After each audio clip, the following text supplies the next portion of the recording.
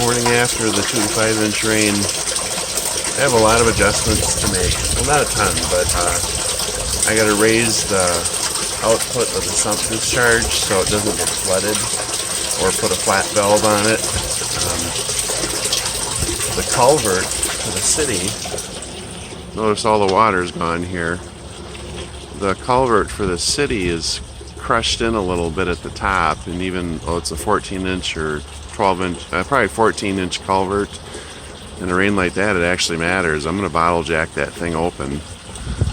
And then up top at the house, I think the discharge to that driveway French drain and downspout needs to be 6 inch now. I'm going to Y the 2 4-inch pipes into a 6, because what I figured was I had 1,300 square foot of driveway and at least almost 1,000 square foot of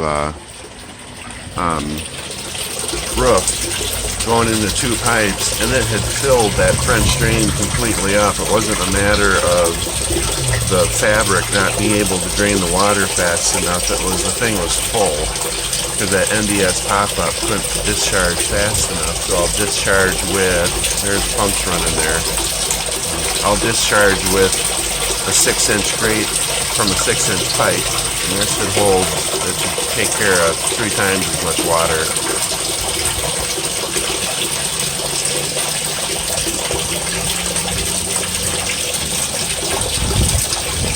A couple other adjustments, maybe 2. I'll list them out more in text instead of trying to remember them.